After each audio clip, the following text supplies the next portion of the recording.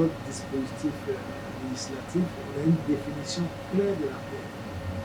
PME, on a d'abord la très petite entreprise, on a la micro-entreprise, la très petite entreprise et la moyenne entreprise.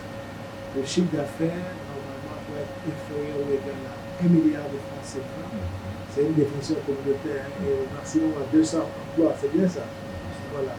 Donc, puis aussi un peu quelques éléments. Mais on a les éléments, on a les documents qui pourront donner toutes les précisions possibles. Quand on parle de PME, on parle de start-up, on parle de très petites entreprises, de petites et moyennes entreprises, ainsi que des entreprises de taille intermédiaire, y compris même les coopératives avec lesquelles nous allons travailler à l'intérieur du pays. La PME est en charge de l'accompagnement des petites et moyennes entreprises. Donc nous travaillons sur ces aspects-là. Et donc par rapport à l'agence du Cameroun, on a eu quelques contacts virtuels. Le travail du professeur Théophile Nobo, professeur chez l'UPR, avec qui nous travaillons depuis 4 ans sur différents programmes d'accompagnement.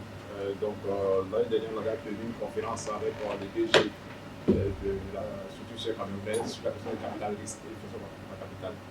Donc, sur toute la chaîne, déjà, donc, la formalisation de leur plan d'affaires, ensuite la recherche de financement, le renforcement de leurs capacités, ne pas dire même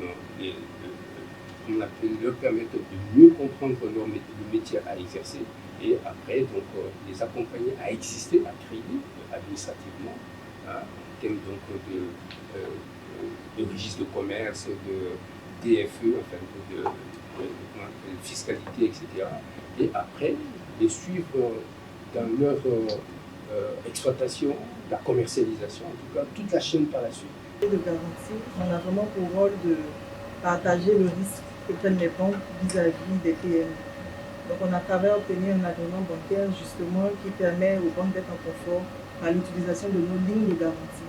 Et on se spécifie, on adresse les PME de façon spécifique par différents guichets. Donc on a un guichet adressé aux femmes entrepreneurs pour lequel le niveau de couverture va être un peu plus large, jusqu'à 80% de couverture de risque.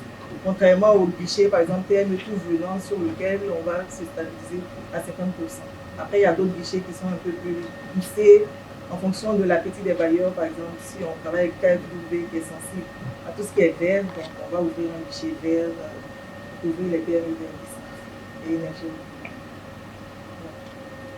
Il y a le fait qu'en nous recevant, vous nous permettez également de consolider votre regard des éléments d'information qui portent